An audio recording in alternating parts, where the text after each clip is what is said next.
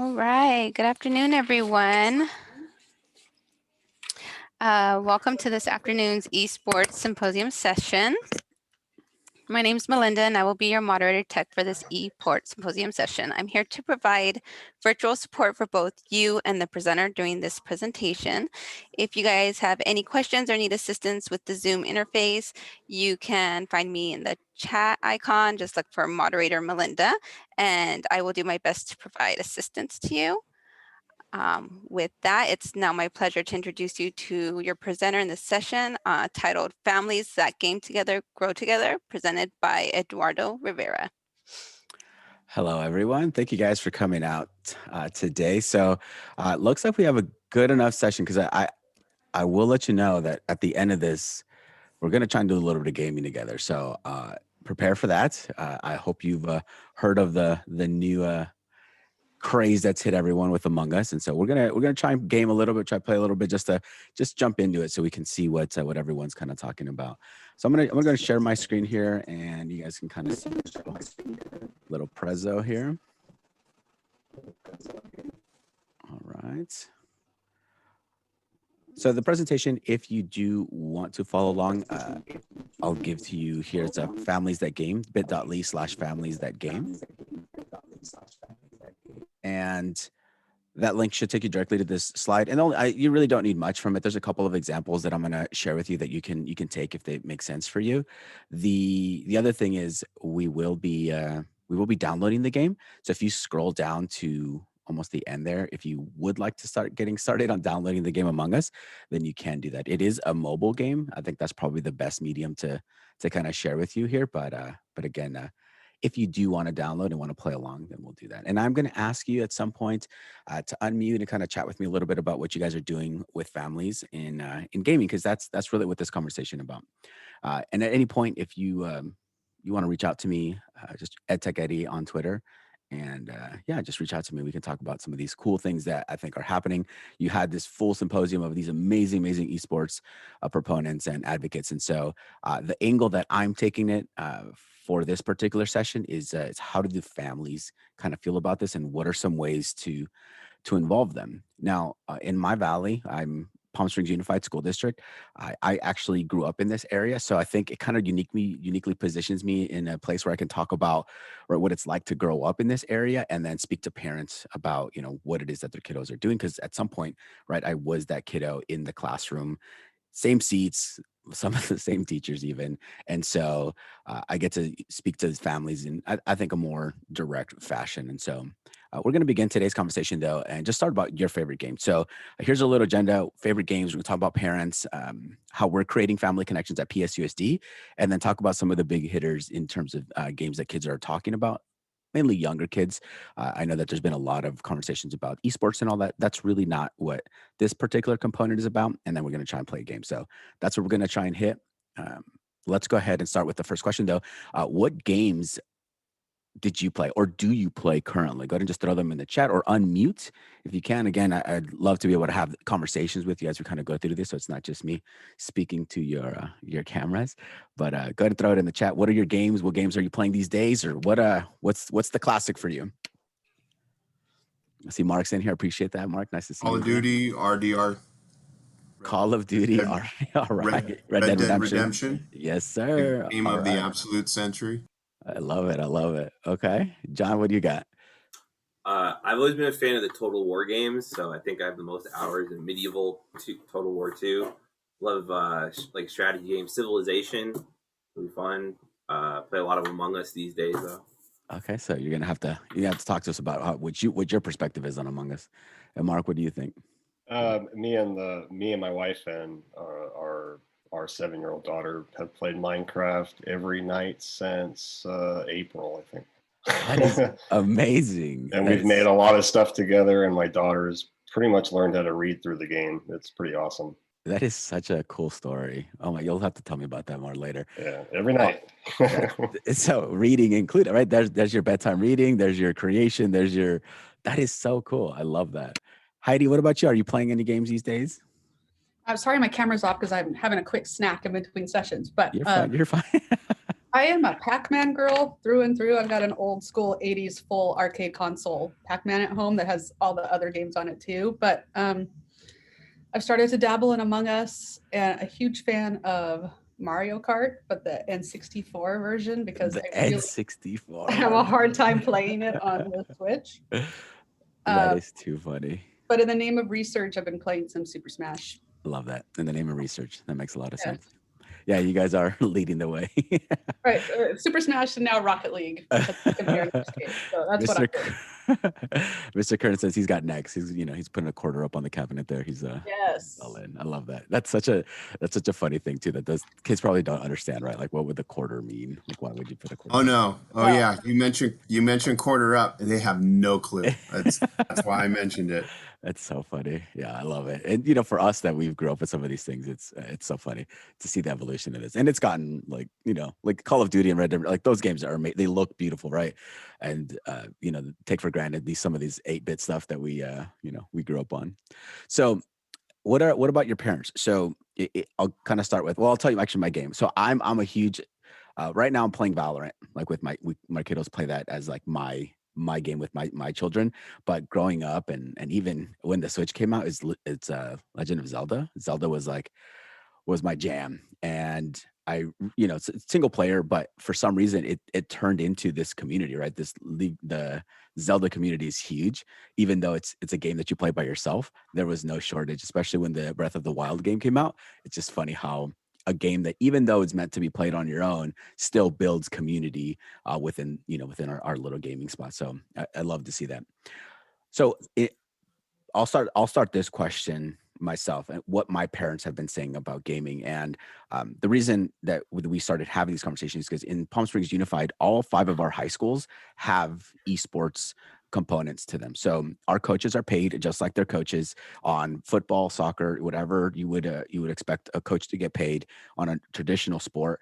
Esports has that component as well. So our kiddos can go to whatever high school and compete at a certain level. Obviously, right now it's a little different with COVID, but they're still gaming through NASA. If you guys saw them, Kevin Brown and all of them, we're still using that platform to be able to compete. And so, questions have come about. Well, how do I, what is this gaming and why is it happening in the classroom? And then the approach that my wife is a family engagement coordinator, we had a lot of questions. And so I've run a couple of sessions on explaining to parents, right, how to facilitate some of these conversations around the video games that their students are playing, because they're already playing them and parents are letting them play. But a lot of times they're worried about, well, what is this game and how do I either stop it or how do I get a hold of or understand what's happening? And I think that's a big part of what this conversation will be about. So what are your parents saying in your community? And if you'll let me know too, what community you're a part of.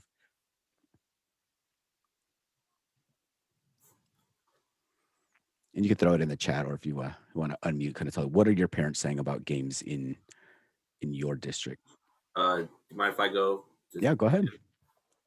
It's like split. I have some who are super on board and they want to like play also, and then I have some who are worried that I'm feeding their child video game addiction, and they'll call me if I even mention video games like during the day. So it's like both extremes, really. That's so great. Yeah. Yes, I could definitely see that. And how do you normally?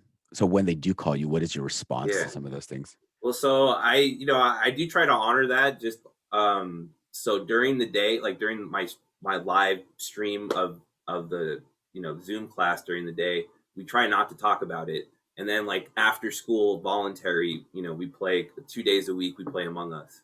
So so it's voluntary. So I haven't gotten as much pushback since I did that, but as long as I think they're okay with it, as long as it's not part of the school thing. And I get what they're saying. Like they're saying they see their kids all the time there with it, and some of them they always want to bring everything back to it. So I try to. I know it's like we got to navigate it, but it's. I think it. But the big thing is making sure I have the luxury to be flexible. Like a lot of students can just make it at 5 or 6. If I say like come back on to the Zoom then. So that's been pretty good.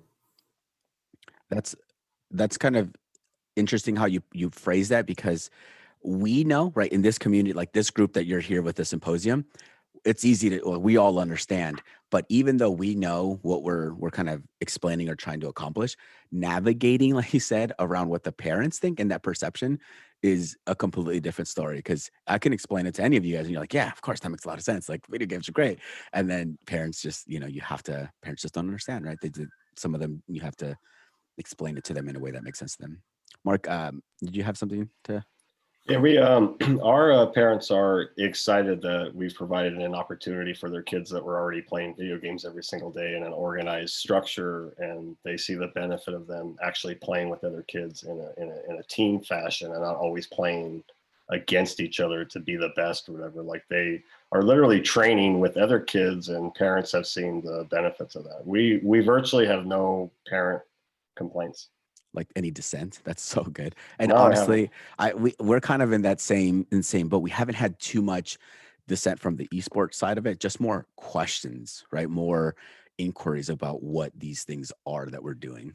The parents' always main concern is the violent video games. And once we say, hey, no, we're not doing any violence and there's no blood, like that's where our district standpoint is right now. I mean, it may change in the future as this keeps growing, but with the no blood and no violence and no gore, parents, they go, oh, okay.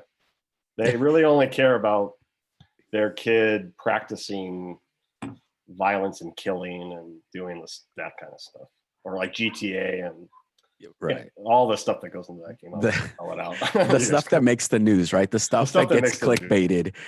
You're absolutely right. And Brian commented that for him, he has parents come into their classroom to see what's really going on. And I think that piece, and that's kind of what my session was with parents, is to kind of lift that veil, right, of what is actually happening. Because I think more the unknown is more of a scary thing than what's actually really happening, especially with a game like Among Us, right? And there are some things to consider when you're playing a game like that, but you really would, just need to let them see it for themselves so they can understand what's happening. So I love that comment, Brian. And big ups for the Super Smash Brothers tournament on Thanksgiving trip. That's awesome. So here are some things, and this is what I wanted to share with you guys. So our Family Engagement Center runs these monthly, bi-monthly events. We had 3 events in November, and so I'll mention it because this is during COVID, and so I think this is obviously where we're at right now. And so, what are some of the things that we've been able to do? So the first one was like making cookies. The second event was what we called was STEMCon. So it's like science, technology, engineering, mathematics, right? But it's sessions centered around, and that's when I presented around. My session was a technology session centered around video games, and so parents join these sessions just like we did here on the symposium, and we run different components of them. And even with some of the science stuff, you need materials. What we did is we set up time ahead for them to come pick up their materials so that they can run the science experiments in person. And so that also extended when we were doing our family night. So you see that on the 20th, we had like Noche de Juegos or family game night, right? And we do run them bilingual. We do our Zoom calls with a translation feature enabled, so they can listen to the audio in Spanish while the person speaks in English. And we've done both, where we were trying to, speak in English, and then the second person comes on and they speak in Spanish, and we kind of go back and forth. And what we found is just it takes up so much time and elongates the amount of the event and it needs to actually be. And so the translation feature has been super useful. So parents jump in, they turn on the Spanish audio, so they only hear the Spanish as the person speaking, and the English side only listens to the English side. That's been super helpful for moving these things along. And then more recently, if the audio is the hard part because of bandwidth, you can actually enable closed captioning, and you assign one person to do the typing. That's much harder for the person because they need to be able to type at a really high speed rate to like keep up. But it's been fine. It's been okay. But all of our sessions make sure that we have both of them. And so this is kind of what one of the flyers would typically be like. And we throw, this is how they jump onto the interpretation side when we're doing family game night. This was back in June. And so these family nights have been kind of a way that we're connecting the families, not just, so yes, gaming, but a more traditional sense of video games too, or games in general. So it doesn't have to just be like Among Us and Minecraft. It's just some of these games that we're used to playing. So I'm gonna mute this clip here, but I just want to kind of show what that actually looked like during this session here. So we were playing Scribble.io, right? So we had families jump on together via Zoom.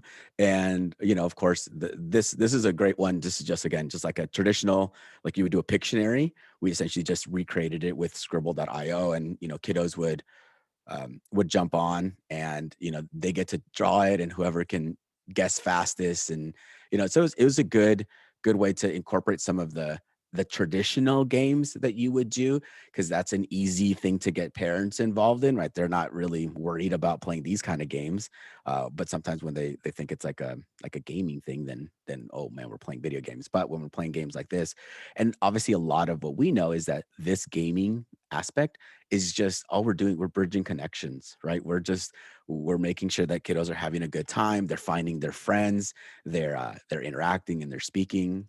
So these are some of the pictures of some of the STEMCon stuff, and, you know, everything has to be digital here, obviously, that we're doing.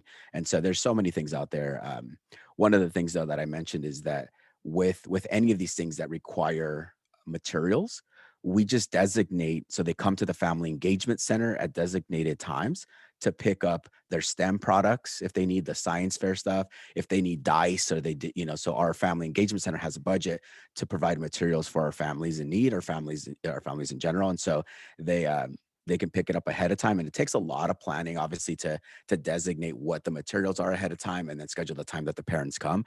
But it's paid off pretty well for us, because we ran the same model with like a science fair academy, and we're giving them all the materials they need to be able to submit a science fair project. So all of these things that we're preparing for ahead of time have been kind of translated over to a bunch of other things. So that's been a fun part of it. And so I put a couple links up here if you care. This is a digital bingo card thing that you can play. This is the scribble.io app. And then Heads Up, again, these traditional, not really gaming per se, but this is how we get them hooked, right? This is fine, they're good to go, and then we can start talking about video games afterwards once they're comfortable with what we're doing here in this space. Any questions or thoughts on some of that you guys, anyone doing something similar in their district with family engagement or just family centers and at all?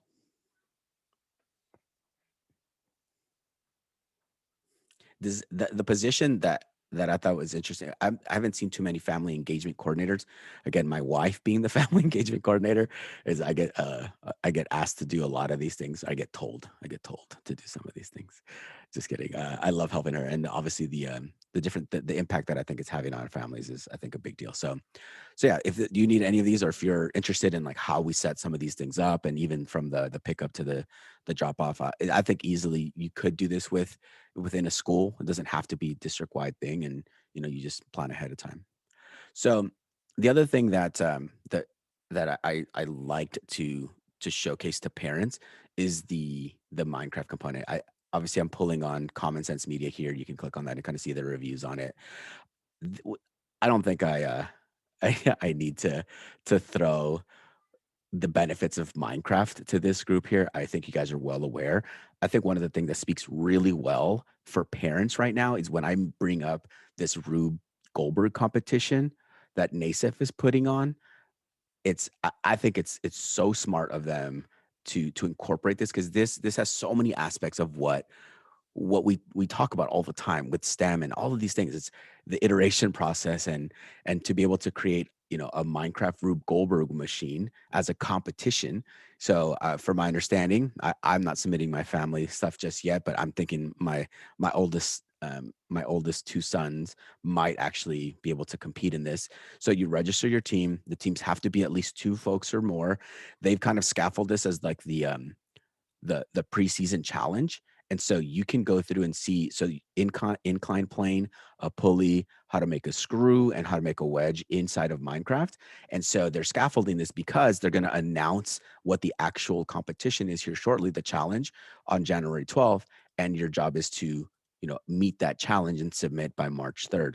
And I think this is a fascinating way to say video games at its finest, right? Everyone knows Minecraft. For the most part, I would say it's pretty easily handled by parents. They're not too worried about it. Like, we're not talking about blood or guts or anything like that. We're talking about Minecraft. People are like, okay, yes, I understand that. And then to be able to have it span across 8 to 18. So this works from 8 to, you know, fifth grade all the way, or is that fourth grade, all the way to third grade, all the way to middle school, high school, like that's perfect. What do you think, Mark? You gonna you submitting or what? No, my daughter's a little too young for it. But what I love about this contest is Minecraft has many areas to it, but one of the areas in it does have to do with a little bit of programming, or at least thinking like a programmer. So for students to actually do this project, they actually have to think like a programmer and do some of the steps, the steps that programmers do in their head when they're laying out the code to get the end result that they want. Kids have to do those same practices on this Rube Goldberg project, and I think it's awesome. I'm with you.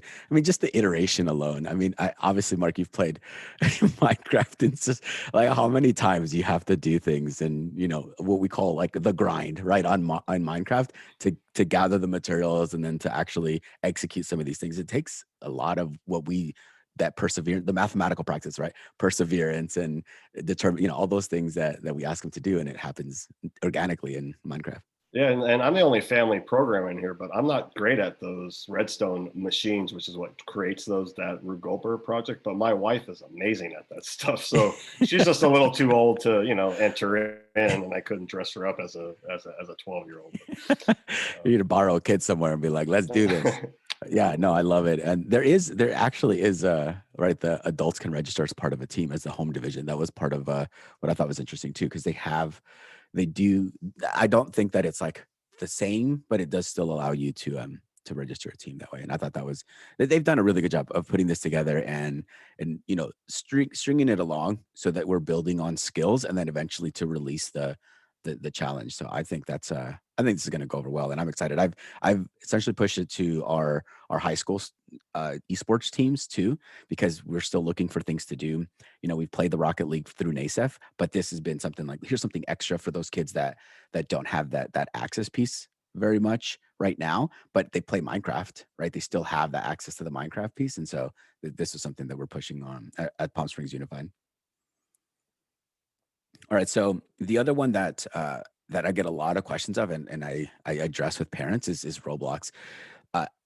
Obviously, huge community, and a lot of kids are playing it all the way up. I have 4 children. My 4-year-old and my 6-year-old at this point, because their older brothers are playing it, right? They want to play this game as well, and so this is a game that I tread a little bit more lightly on, just because it has so many games that could not be appropriate for kiddos, and it's I'm under the impression that it's trash. Yeah, I prefer other games, right? Like, this is not what I care about, but so many of their friends, right, and are playing this, and so parents are asking, how do I make sure that my kids are safe in this game? And there are things to consider. So what I did is I literally took them into Roblox to check the settings, make sure their kids are on the right age group, because there's some stuff in here that shouldn't be shown to kids that are lower age groups. And I generally don't recommend it as a game when I'm saying things. I'd rather do Minecraft. I'd rather do some of these other things, but it's not one of those games that I particularly care for. But obviously it's so popular that it's tough to get away from it. And some of these kids they're already playing it. So we're addressing it with that in mind, so that we can help prepare some of these parents for all that. Are you guys having, so John, you say that it's what experience, how are your kiddos or parents talking Well, about? I do hear a lot. I do have one student who, more than any other student, he's very extremely online, and he does talk about Roblox a lot. And I get the impression that it's a way that they can, it's harder to control, like like they have access to more stuff. I haven't heard that, like, I don't know, people were finding ways to play copyrighted music through it, and that was like some kind of thing that was going on. And I just remember it's always been like a knockoff of Minecraft. Exactly. Yeah. And it is, but it has such a huge user base. And you're right, because everyone can make games, right? That's what this Roblox, it's a way to take any one thing and make another thing from it, or rip it directly. It's funny that you mentioned the music thing too, because if kids want to, right, they find a way. One of the things that I run into is with Scratch, right? I get a lot of teachers that say, can you please block Scratch, because they're using it to to play music. And you and I know that Scratch is meant for coding, and it's wonderful in that aspect. But yeah, they're gonna find a way. And so what I tell, don't block Scratch. I will not block Scratch. And I tell them, we use it for a lot of other things, and unfortunately I can't block what it is that you're trying to block. But I do try and educate them on what it is. Just like with Roblox, they just need to know. And if they can't control, if they don't like what they see on Roblox, don't let your child play. Right. And that's part of their own accountability that they need to be responsible for. If they don't understand it and can't understand it, then don't let them do it. And so what I did with kind of what I'll show you with Among Us, I essentially just took them into the game, dropped into the settings, and showed them, because I don't think parents generally even jump into the game themselves to see what it is that's being shown to their children. And so that was a big part of the family engagement part that we kind of took to. And so I don't think I'm gonna show you this. This is I pulled from, obviously, Common Sense Media. This is a really good synopsis of what Among Us is, and they do a good job of explaining kind of like, because there's a little bit of blood, right? And if they're not okay with that, then they need to. Well, I'll play the without sound. I guess we don't need to kind of go through the whole thing.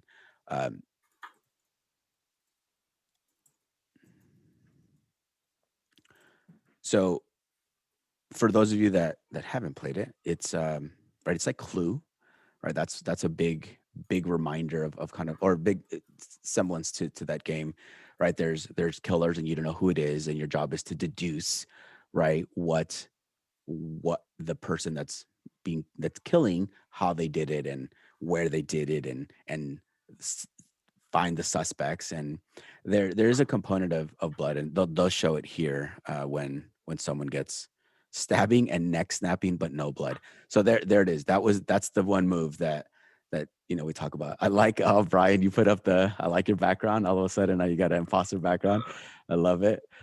So this is a really, really short and sweet video. I like it. I shared it with parents, and so they understand what it is.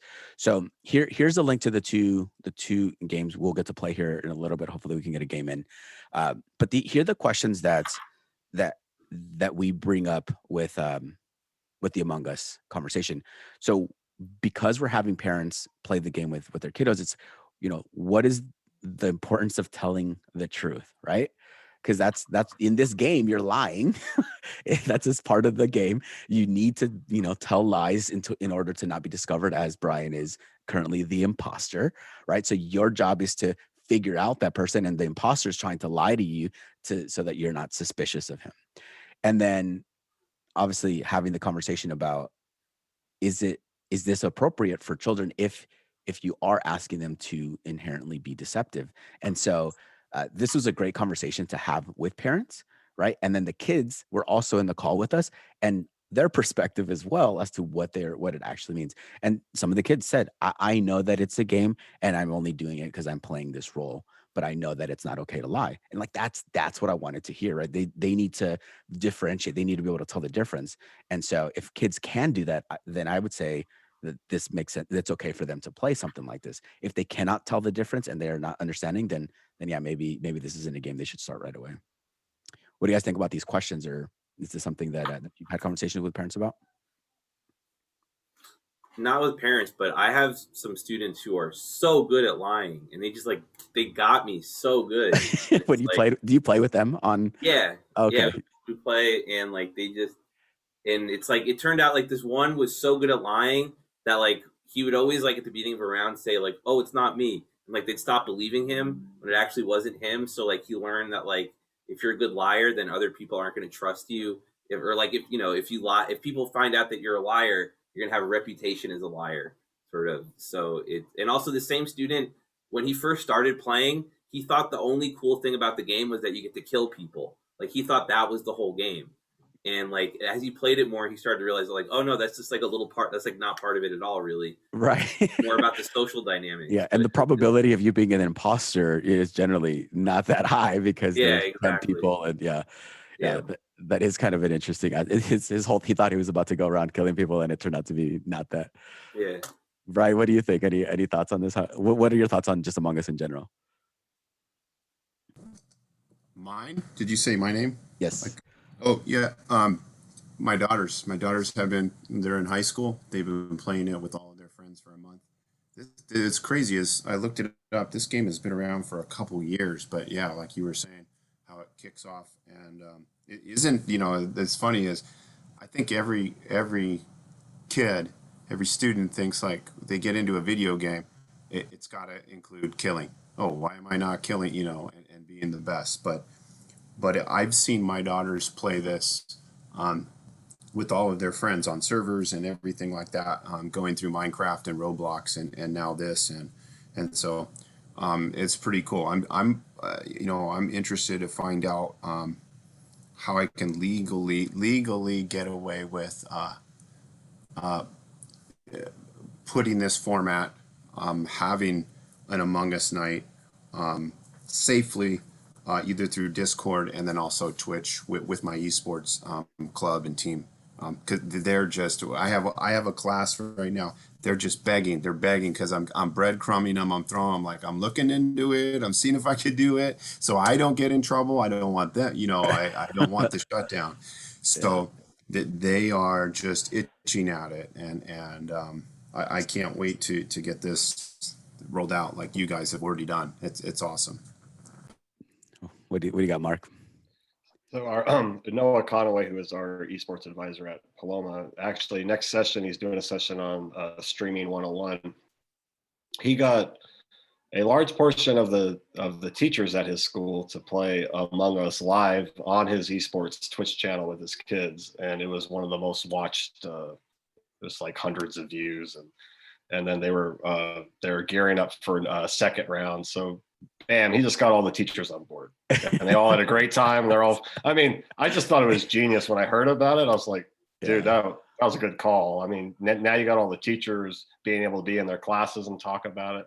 Their kids go, hey, I saw the live stream of you playing, man. You like, you know, they're giving them tips, and I mean, it's just what a great way to bring all the teachers and the students together around gaming. You're connecting on their level, right? Like I think you mentioned this is like meeting them at their level. Like that's this game right now. And every year there's always, or every other year, there's always that thing, right? Fortnite a couple years ago, right? Right now it's Among Us. The next couple years, it'll be something else. And so, and how do we genuinely incorporate that into, because at the end of the day, we're not going to school so that we can play Among Us, but we need ways to connect with students. And those connections are more important than any piece of content that we're going to show to them. If those kids feel like they're connected to you and you care about them, you got them for the full year, right? You got them for forever. They're going to come back to your class and like, Mr. Vera, like that was one of my favorite things I've ever done.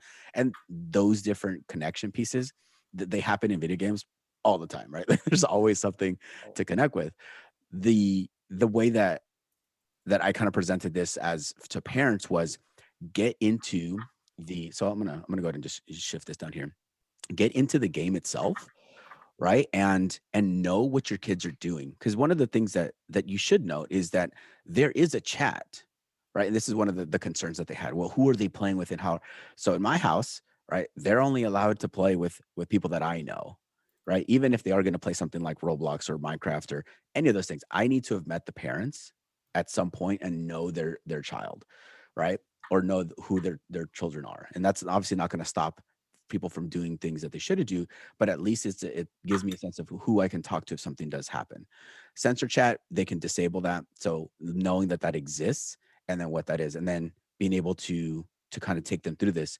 I explained to them this online piece because, you know, there are public games. These are, and this is what I was telling them, that they can play with people that they don't know. So if you don't trust that they can't do this, right, that they're not going to do this without you knowing, or you're not ready for that, then that means you're not ready for this game just yet, right? All of these are conversations that have to be had. And if you can't have them, then I would just say, wait until something else comes around that you're more comfortable with, or you're ready to dive into the settings, and then more importantly, play with them, right? Like Mark, you're saying, every night with Fall Guys, I love Fall Guys, every night with Minecraft, like that's beautiful. Like I love that, because as a family, we try to do the same thing. And that's what my kids are interested in. Luckily, I love video games too.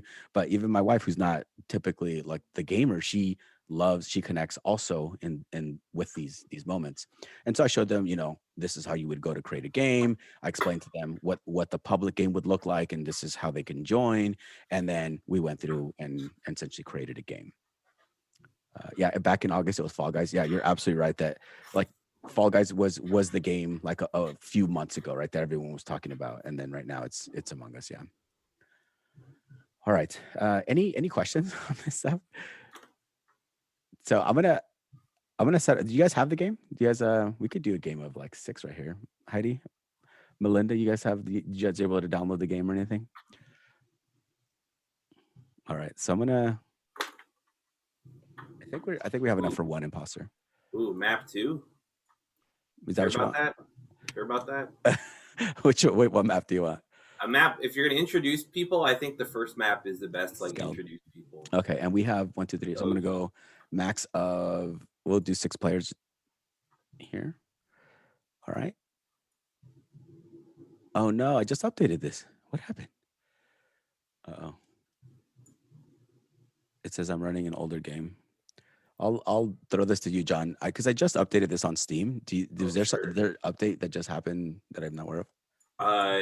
There was today, yeah. I When just I first opened it. okay. Let me give me a second here to. Yeah, I'm just gonna put the code in the chat. Give me 1 second. Okay, you're gonna start a game for me. Yeah. Okay, so she's in. I love it. We got a gamer in our midst.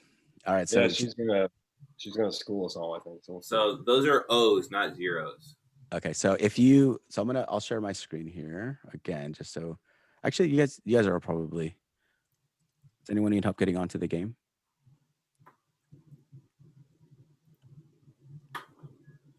Hey, someone's here. That's Players. me. So here's what it looks like too, and I this is important for them to see also, so that they can see what it actually looks like and kind of jump in there. You guys can all see my screen, right? When we start the game, though, I'm gonna not share so you guys can see if I'm imposter or not.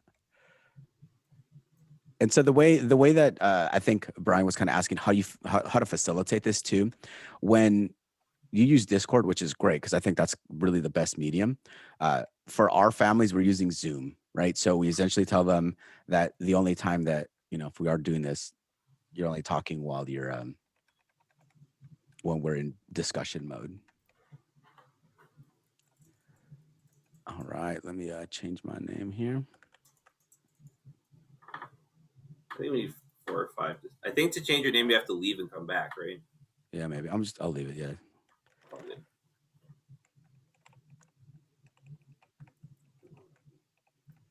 Hurry. All right, we have 4. There we go. We have If Brian. you try to start with 4, it'll tell you, like, are you sure you want to start? Games with 4 are kind of lame. Yeah, because there's a. All right, there's 5. All right, are we missing? It says I'm trying to connect. Heidi, let us know when you're in. You can go ahead without me probably. I'm having server issues. And I Oh, don't no. know if it's related to being in the office. Which I wonder if they block. That's if you're on the. So I'll try, but go ahead and start. All right. All right, we're in here. Hotspot your phone, Mark. We've been there before. I'm very good at it. All right, so generally what we do, and this obviously it's a little less typical, but during this part of the game, you have tasks to do, right? And it looks like someone left the game. You would want to mute during this time so that there's no clues given, and then when you reconvene during the meeting, that's how you decide to do it.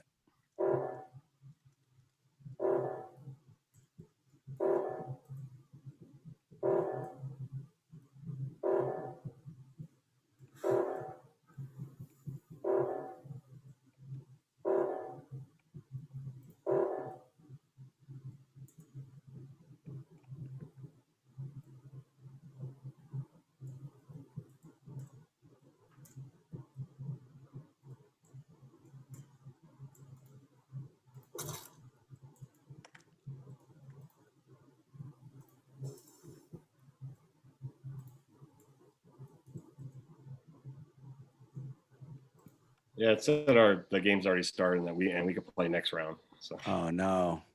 Sorry. All right, so I'll share my screen just so we can kind of get a sense. And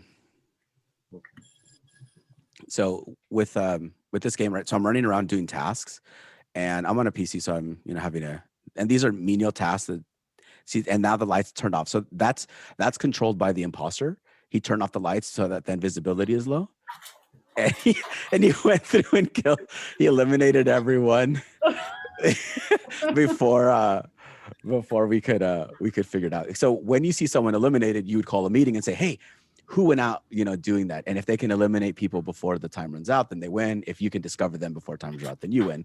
And so that's how that goes. So LUR, who's LUR? That's me.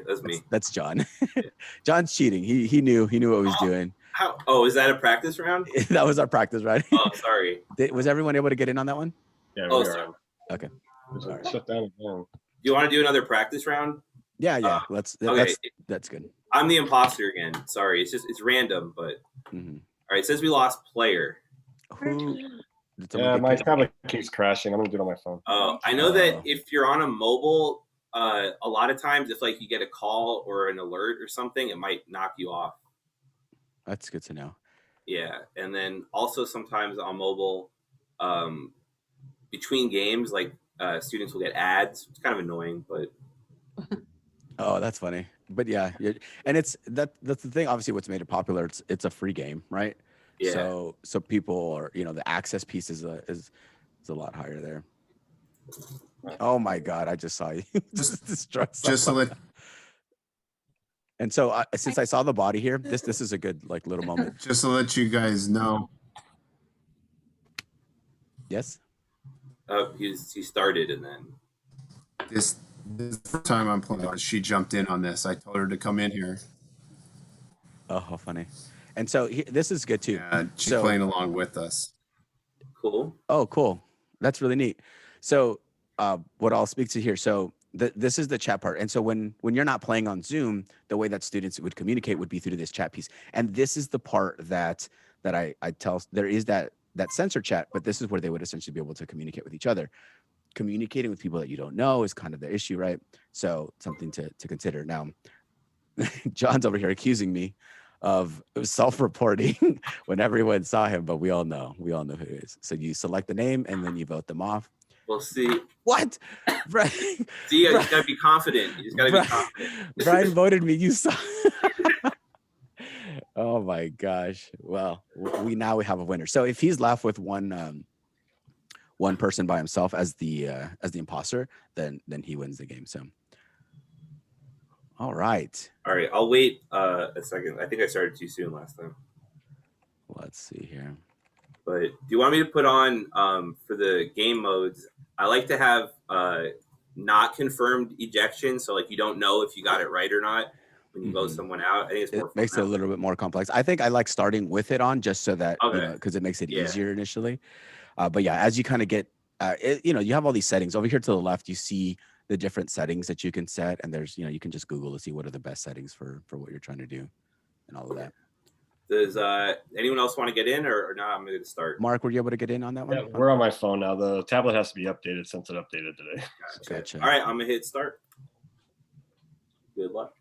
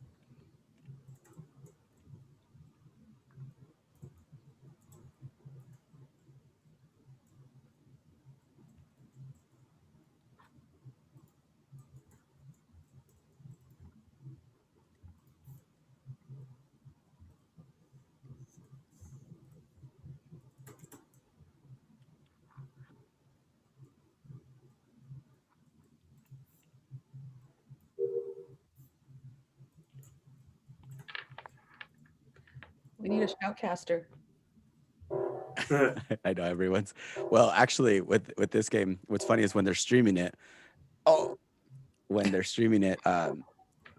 People in the chat would say something, so they have to find a way around that, right? So they can't so they essentially minimize the chat so that people don't spoil the game for them while they're streaming it.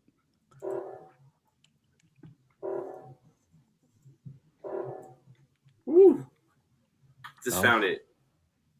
Just found it. All right. So I definitely heard Eduardo die. So I was like, oh, I'm gonna go find his body. So it was out. Where was it? It was like outside security. So I saw orange and teal coming from there. That was a pretty quick vote. So yeah, the only person I didn't see was dark blue. Yeah, Anyone? yeah, we saw orange and we saw purple, and they did not Yeah. kill us the multiple times they passed us. So Yeah. that I makes was hanging out with Cyan a lot, and I think Cyan was doing tasks. So I think Cyan's clear. But I don't really know who it is. I just wanted to report it before the oxygen went off. What do you think it is, Emma? I So I'm think gonna skip. it's blue. Definitely not me. Say it again. I think it's probably a dark blue because Dark blue? that's the only person that I didn't see. Yeah, same here. I'm gonna go with her. Oh, it skips then toss. All right, you're on notice, dark blue. All right, since I'm dead, I'm gonna go ahead and do the shoutcasting piece. I just want you to say that there's a rule about killing off the presenter. All right. Yeah. So I want to note that like Mark's daughter explaining like her thought process is what I love about this game, right? The deduction, her ability to explain what she's thinking, and then you have levels of persuasion if you feel like you're being accused of something and trying to tell people that it was not you in fact, or the opposite. Yeah, and she's 7, not 10, but we approve of the we're gonna lower it down 3 levels for her.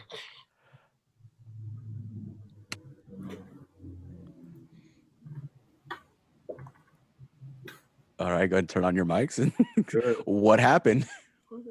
So I'll give everyone a hint. There was a bunch of giggling, not in the game, but giggling real close to me. So my daughter metagaming. That's my daughter metagaming. gave it away. Metagaming. I think that's pretty simple. She's the dinosaur. So sorry, I had a heads up on everyone. Oh god. And I didn't even say anything or look at her and give her any good. She just starts giggling, and I said, "Guess what? I already know. Game over." Good guys win. she's dabbing over here, so there you go. 'Cause she's happy she won. Yeah, Oh, we all won because we all voted out orange. you did. Good job. You won us. And I love it. Like that's again, this game I think does a good job of building community, letting the parents know what games are like. I think giving them this inside perspective is probably what some of our parents don't do. And so that's, some of our sessions, that's really all we were trying to accomplish, is just giving them more information. So again, we are at the end here. We got a couple games in that just worked out perfectly. Let me know if there's something that you saw today that you'd like to chat about at some point. EdTechEddie on Twitter, E Rivera at PSUSD if you want anything, and it looks like we have a little moderation note. Provide feedback if you have anything that you want to share. So thanks again, guys, for hanging out with me, and Yeah. it's such a fun session. That was awesome. Thanks, Eddie. That was super fun. Absolutely. See you guys. Bye. Thank you all. Yeah, bye.